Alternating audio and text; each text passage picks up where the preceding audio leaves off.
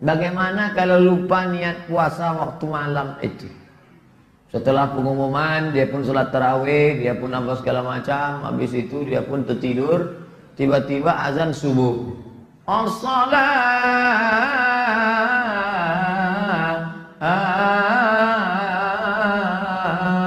khairum minan naum. Itu bangun. Begitu bangun, aku belum niat puasa tadi malam. Apakah boleh berniat puasa setelah azan subuh? Boleh. Mana dalilnya? Nabi bertanya kepada Sayyidatuna Aisyah. Aisyah, ada makanan? Indakum syai'un? Ada makanan? Kata Aisyah, la, tak ada makan. Fa inni idzan sha'im. Fa inni idzan sha'im. Kalau tak ada makanan, kalau begitu abang puasa aja lah. Ada makanan Adinda? Tak ada bang. Kalau gitu aku puasa. Tengoklah Nabi. Nabi itu lembut. Aisyah, ada makanan? Tak ada. Idzan ana sha'im. Orang sekarang ada makanan, tak ada. Kenapa kau tak masak? Ngakunya umat Nabi Muhammad. Fa inni idzan sha'im. Karena tak ada aku puasa. Tapi ini dalam kasus puasa sunnah. Habis sholat subuh, bla bla bla bla bla, gotong royong, pulang ke rumah, ada sarapan? Tak ada. Kalau gitu abang puasa. Tapi dengan syarat dari subuh tadi tak ada masuk apa-apa. Ini selama gotong royong 3 bungkus. Puspas. Gitu. Kalau gitu abang puasa.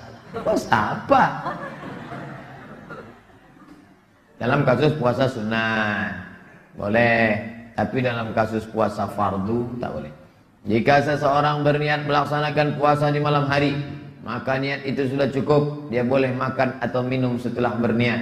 Niatnya habis tarawih. Nawalis saum yarhamkumullah. Apa kata Bilal itu mah? Entahlah. Nawalis saum, berniatlah kalian puasa, kata Bilal. Nawaitu shaumawadin an ada ifadhi syahri Ramadan hadhihi sanati lillahi ta'ala. Tak perlu diucapkan. Memang tak perlu diucapkan. Niatkan di dalam. Tapi bagi sebagian orang dia takut ragu-ragu. Aku dah berniat apa belum ya? Belum niat apa belum ya? Belum niat apa belum ya? Maka diucapkannya. Nawaitu shaumawadin. Bahkan dulu dinyanyikan pula. Nawaitu shaumawadin. Nawaitu shaumawadin an ada ifadhi syahri Ramadan hadhihi sanati lillahi ta'ala. Saya tak mau ucapkan. Yes, sah. Niat di dalam hati. Cukup kan? Tapi kadang orang tak percaya kalau di dalam. Buktinya suami-suami sekarang, istrinya banyak tak percaya. Dibuatkannya teh manis sama istrinya. Ngomong dobang, speak up. Iklan Sariwangi. Ngomong. Dulu orang kalau mau sukses malu. Yang cerita sukses, cukup dalam aja. Sekarang, di hotel-hotel, dipanggil motivator dari Jakarta. Salam sukses! Apa maknanya? Yang di dalam diungkapkannya keluar. Begitu jumpa, salam sukses. Waktu di hotel itu semangat semua, karena pakai infokus, pakai begitu mati lampu, leto. Salam sukses Pak, kau jalan aku tadi. Jadi istilah melafazkan di mulut itu ada zaman sekarang. Orang menunjukkan yang ada di dalam. Nah, tidak disyaratkan melafalkan niat. Jadi kalau ada adik-adik, bapak-bapak, ibu-ibu, dari isya sampai dia azan subuh, aku tak ada melafalkan. Tapi dalam hatimu ada kan? Ada. Itu sudah cukup. Tidak mesti dilafalkan. Tapi kalau dilafalkan, baik. Jika seseorang sudah bertekad dalam hatinya untuk melaksanakan puasa, itu sudah cukup. Meskipun hanya sekedar bangun pada waktu sahur berniat. Bangun dia, diminumnya air. Cukup. Atau diambilnya kolak, diambilnya apa, makan dia, cukup. Atau tidak sama sekali. Tapi yang paling bagus bersahur. Tasahharu, bersahurlah. Fa inna fis sahuri barakah. Karena dalam sahur itu ada barakah. Apa berkah sahur? Membiasakan bangun malam untuk tahajud. Allah bisa karena biasa. Bangun malam, bangun malam, bangun malam, bangun malam, bangun malam, bangun malam, 30 malam. Terbiasa. Pas malam Idul Fitri, subuh pun tinggal.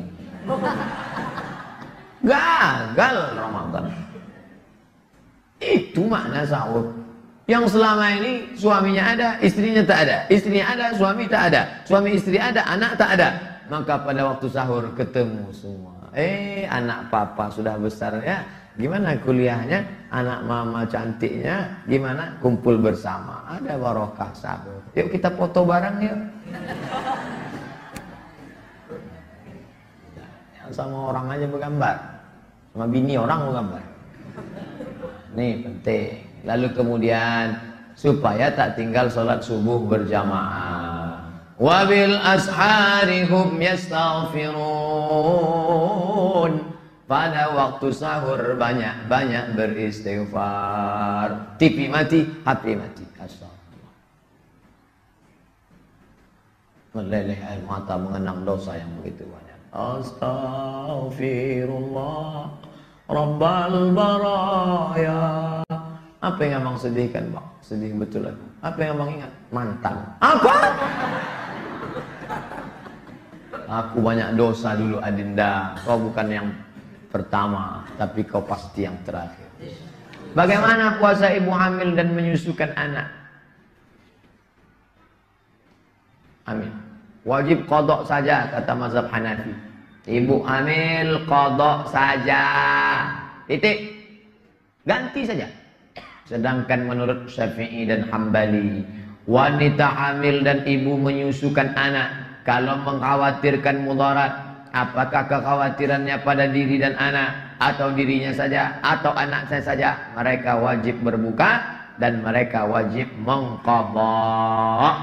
Jika yang dikhawatirkan anaknya saja, maka qadha plus fidyah. Ustadz pakai yang mana? Saya pilih Syafi'i dan Hambali. Ingatnya mudah. Kalau dirinya saja, qadha saja. Diri sama anak, ada unsur anak, maka plus fidyah.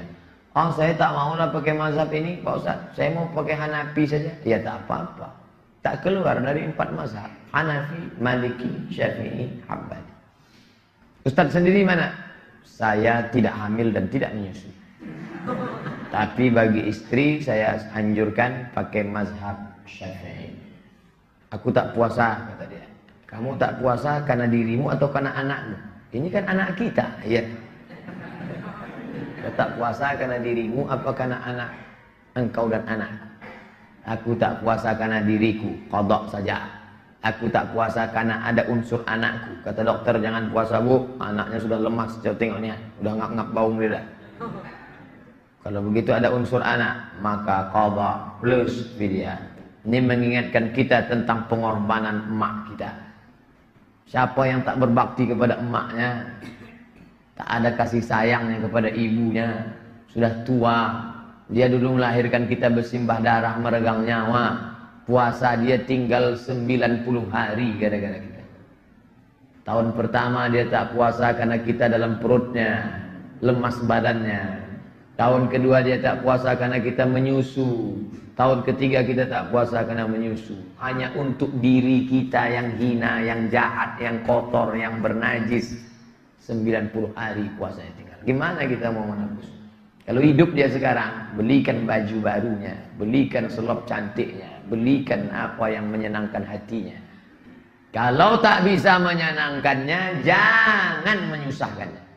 Ini udahlah tak bisa menyenangkan, menyusahkan saja. Asal nampak mukanya susah orang tua. Jangan kan nampak orangnya, nampak nomornya pun susah orang tua. Si sumber masalah. Nah, saya sampaikan itu selalu ke mahasiswa, mahasiswi, jangan kalian menyusahkan orang tua. Kalian sudah cukup menyusahkan dulu, jangan sampai susahkan lagi. Bagaimana jika tak mengqadha puasa tahun lalu? Jumhur sepakat, mayoritas jumhur ulama mewajibkan fidyah bagi orang yang menunda qadha puasa Ramadan hingga masuk Ramadan berikutnya. Fidyah tersebut adalah memberi makan satu orang miskin untuk 1 hari puasa yang ditinggalkan. Makanan tersebut cukup untuk makan siang dan makan malam. Kalau diberaskan berapa? 1,5 kilo. Ini 1,5 kilo. Nisfu sa', 1,5 kilo sa'. Satu sa' itu 4 mud. Satu mud itu 7 on setengah, 7 on setengah, 7 on setengah, 7 on setengah. Nisfu sa', setengah sa', berarti 2 mud, 1,5 kilo. Ini 1,5 kilo, lengkap sayur mayur, lauk pauk, daun ubi kah, terong kah, macam-macam ikannya. Apa makan kita, itu kita kasih fakir miskin. Kalau kita makan beras enak, beras mahal, beras ramos, kasih itu. Jangan kita beras enak, fakir miskin, beras catu. Raskin dia kasih. Putih juga, karena udah dikasih pemutih.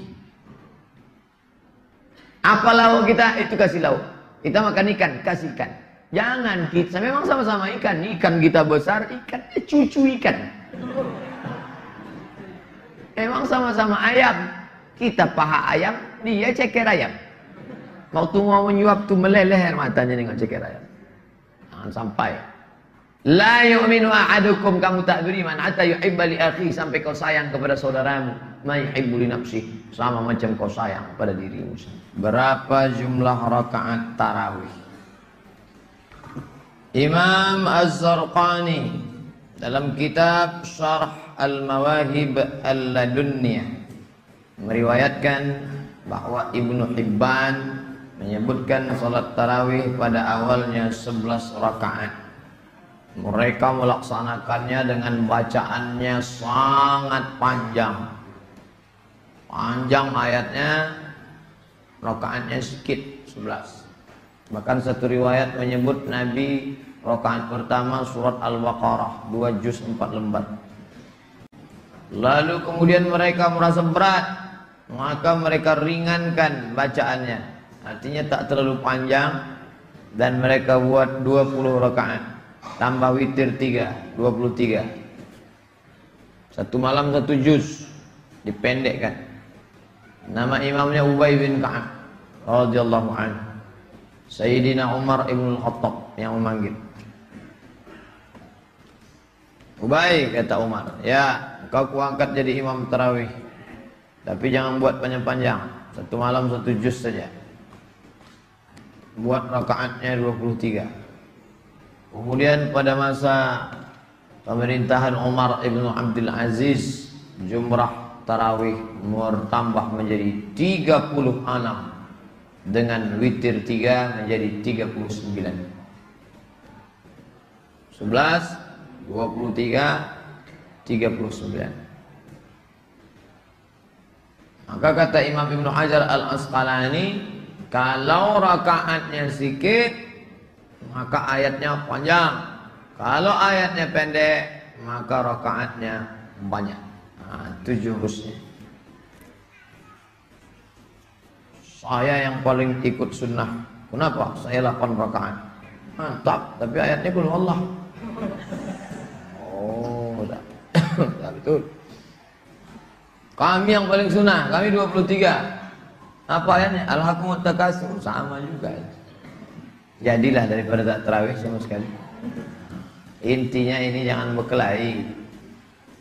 Berkelahi antara yang 11 sama 23, kami bertinju-tinju. Wah, yang senang siapa? Yang tak sembahyang. Kenapa mereka berkelahi di masjid? Tuh yang satu mengatakan 11. Siapa yang mengatakan lebih dari 11 bid'ah? Karena menambah-nambah yang dibuat Nabi. Kullu bid'atin dhalalah wa kullu dhalalatin finnar. Siapa yang melaksanakan 23 masuk neraka? Yang ini pula mengatakan hanya 23. Siapa yang tak buat 23 maka tak sah. Maka Syekh Atiyah Sokhar, Mufti Al-Azhar, mengutip pendapat ini. Saya kutip. Inilah. Kalau Masjid An-Nur itu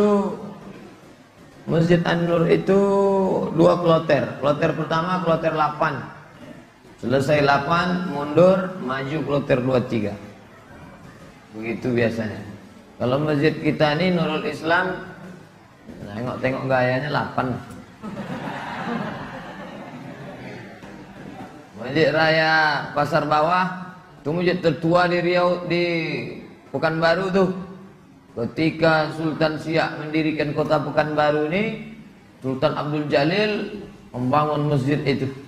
Maka didirikanlah Masjid Raya Senapelan. Jangan sebut Masjid Raya Pasar Bawah, Masjid Raya Senapelan. Marah Pak Hermen dulu waktu ada orang menyebut Masjid Raya Pasar Bawah. Enggak, Masjid Raya Senapelan. Ya Pak. Nah, itu tetap bertahan 23 rakaat. Yang mengikut tradisi Umar, Masjid Raya Senapelan 23 rakaat 1 juz.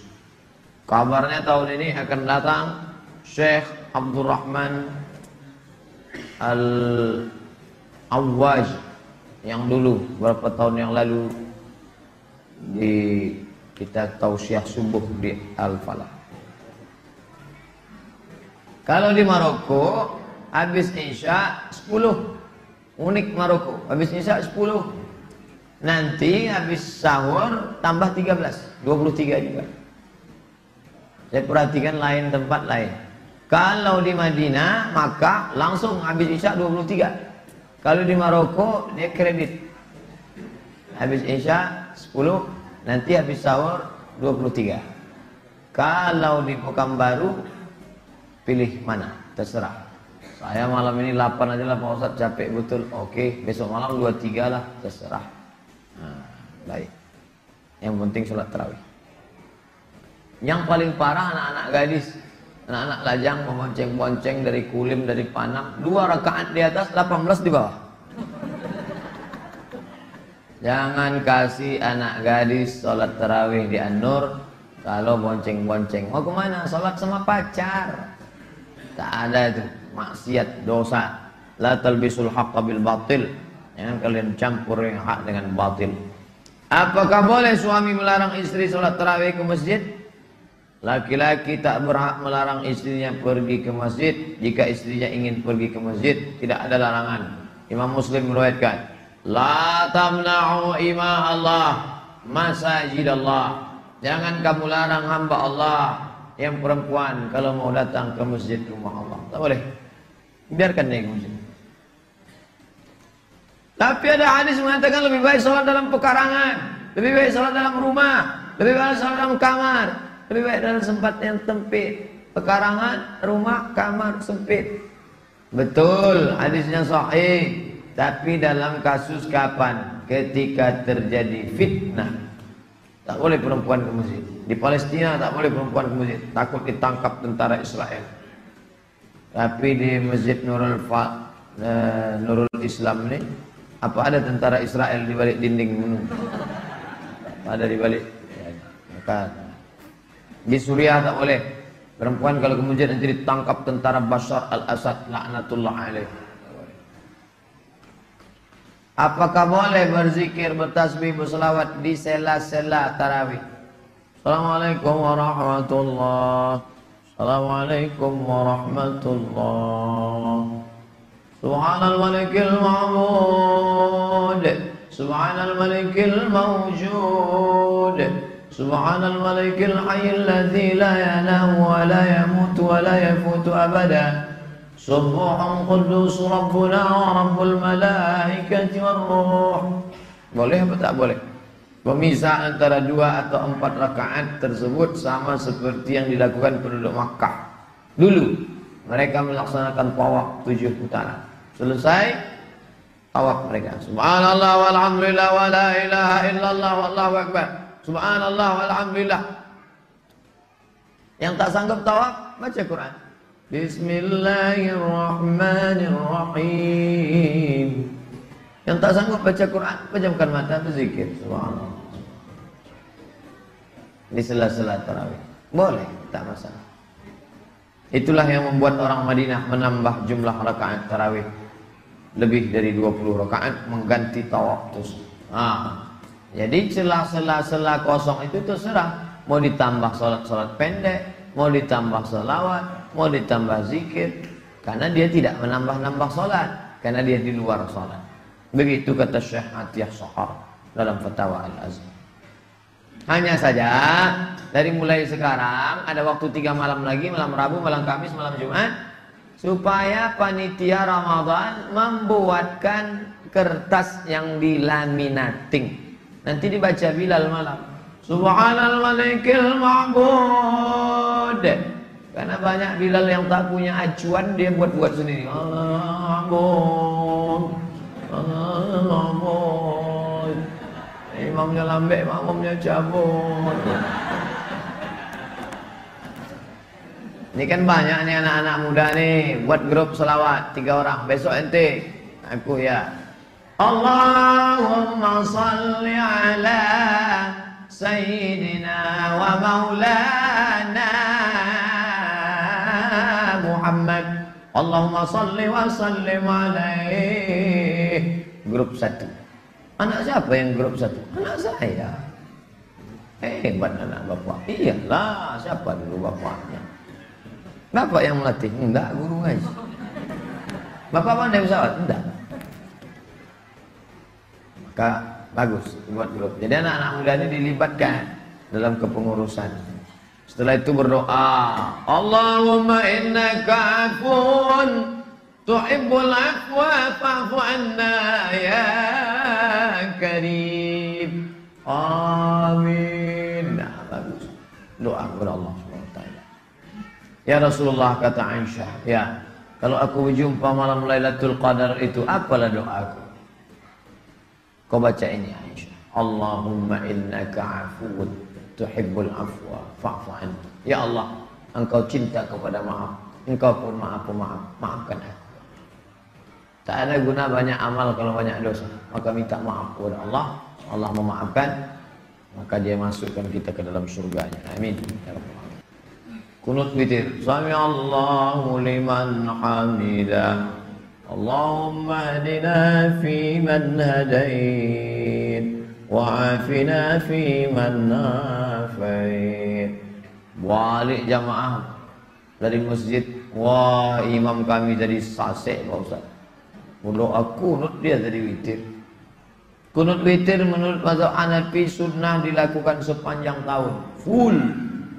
Kalau ada imam yang dari awal Ramadan dia sudah baca kunut, itu dia pakai pendapat Hanafi. Maliki tak ada pakai kunut. Saya tinggal di kampung mazhab Maliki 2 tahun Maroko, tidak ada kunut witir.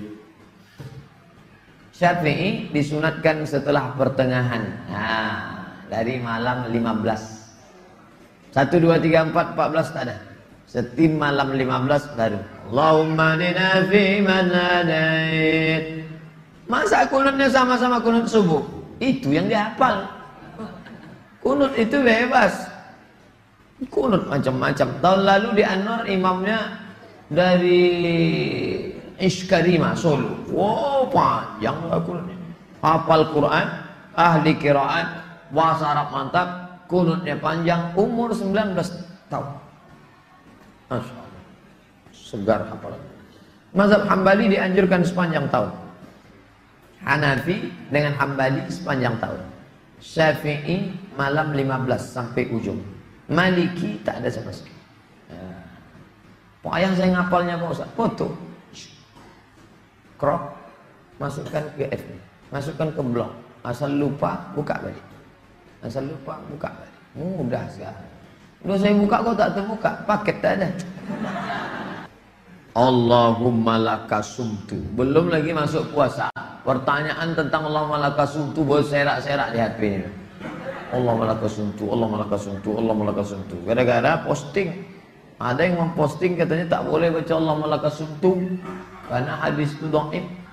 Tak boleh lakasumtu. Apa kata Syekh Ibnu Utsaimin? Syekh Ibnu Utsaimin ulama Saudi Arabia berpendapat silakan baca Allahumma lakasumtu. Syekh Ibnu Utsaimin dalam kitab Majmu' Fatawa Ibnu Utsaimin juz 17 halaman 268. Silakan baca. Sudah saya tulis dalam buku saya 37 masalah populer tentang hadis dhaif. Allahumma lakasumtu. Boleh. Satu lagi Pak Ustaz, dhahabal dhama'u wabtallatil 'uruqu wa thabatal ajru insyaallah. Dhahabal dhama'u, haus sudah hilang. Wabtallatil 'uruqu, urat-urat sudah basah. Wa dhahabal dhama'u wabtallatil 'uruqu wa thabatal ajru, balasan sudah ditetapkan insyaallah. Kalau Allah berkehendak. Boleh, silakan. Tak usah dipermasalah. Kapan mulai bayar zakat fitrah? Kepada seluruh masyarakat silakan membayar zakat fitrah. Padahal 10 hari lagi mau hari raya. Kok cepat betul panitianya? Iyalah, dia mau hari raya, mau beli baju baru, mau balik kampung. Kapan sebetulnya? Menurut Abu Hanifah boleh bayar zakat fitrah sebelum masuk Ramadan. Menurut Imam Syafi'i dibayarkan dari sejak awal Ramadan. Awal Ramadan panitia sudah buka, silakan. Menurut Imam Malik dan Ahmad 1 hari 2 hari sebelum Idul Fitri. Kalau dipakai Abu Hanifah terlalu lama, sempat habis berasnya dah.